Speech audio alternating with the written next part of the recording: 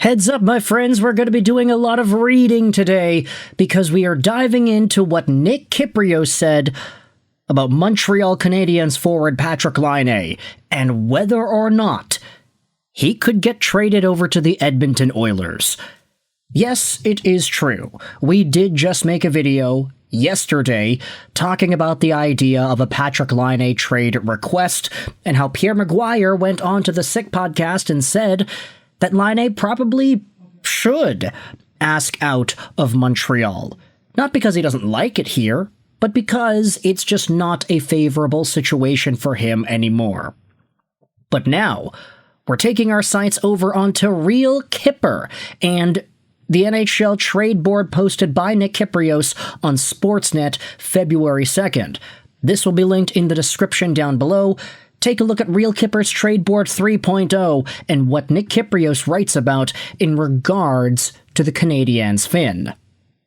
Let's scroll all the way down here, past Dougie Hamilton, Panarin, Jesper Wallstead is included over here. Stolars, Bobby McMahon, Braden Shen, Robert Thomas, heck, Ryan O'Reilly, Elias Pettersson, DeBrus, this is a long freaking list. But if we scroll past Shane Wright and Matty Beniers, we have the Patrik Laine conversation right here. Laine hasn't played since October, when he was shut down to have surgery to repair a core muscle. That timeline was initially 3 to 4 months, and he passed the 3-month mark last week. Laine has practiced with the Canadiens, but a return to the lineup isn't imminent, though he is ready to play again. Montreal is looking to move out his money, and might be willing to spend an asset to do that. The Canadiens are prepared to retain a good chunk, even up to 50% of Laine's $8.7 million AAV contract. Considering they haven't used any retention slots and because Laine's deal expires at the end of the season anyway. Kypreos writes, I wonder if this kind of a move could help Montreal open space to do something bigger. And there is interest in Laine because he'll be coming on an expiring deal. He would be a freebie with upside, whether for a playoff team hoping to find a cheap to acquire scorer, or for a non-playoff team like Calgary, to get a free look at him before considering him long-term. Edmonton's Mangiapane is also on my list, and it makes me wonder if a Montreal-Edmonton trade might be found here.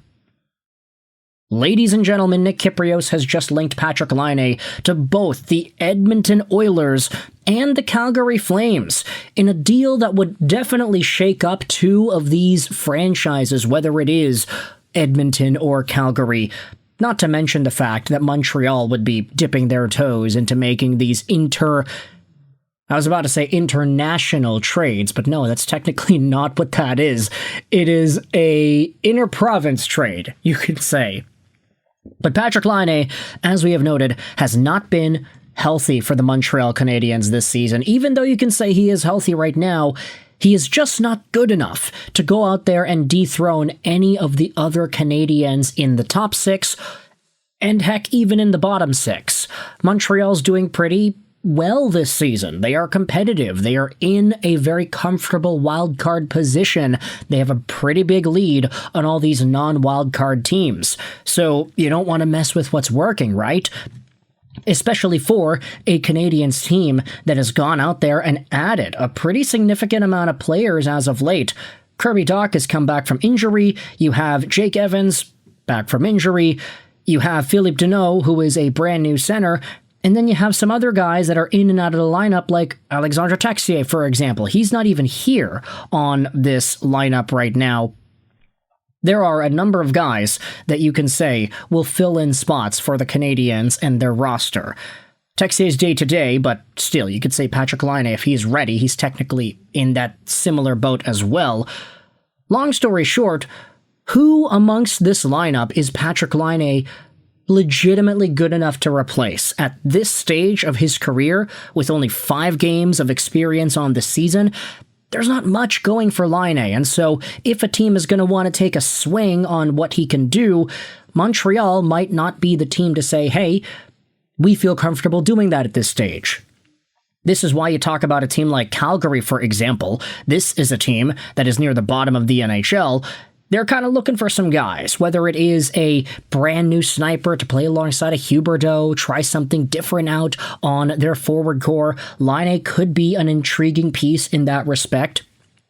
In regards to the Edmonton Oilers, Andrew Mangiapane, I think a lot of folks expected more out of Mangiapane. There's a very specific kind of winger that the Oilers seem to place value on these days. You have the Mangiapanes, you have the Vasily Podkolzins, you have the Matty Savoys and the Kasperi Kapanens. These are the kinds of guys that Edmonton seems to be interested in these days, and Mangiapane is out there on the fourth line.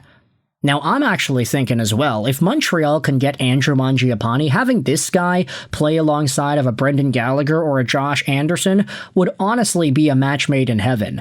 Just thinking about the stylistic fit there, you're combining speed, decent puck skills, and a willingness to always push forward if you're able to get Mangiapane onto the team.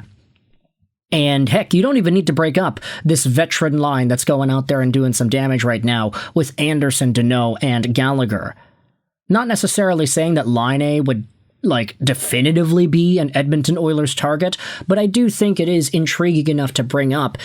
Just think about what Laine could do on a left flank of the Edmonton power play. You can have 3 one-timer options on that man advantage. Draisaitl on the right, Bouchard at the top, Laine on the left, and then you can just have McDavid doing whatever it is that he wants everywhere else, and Zach Hyman in front to bury the rebounds. Sounds like a pretty good formula, does it not? Sorry, Ryan Nugent-Hopkins, but you're probably going to have to get moved down to the second unit for that to work.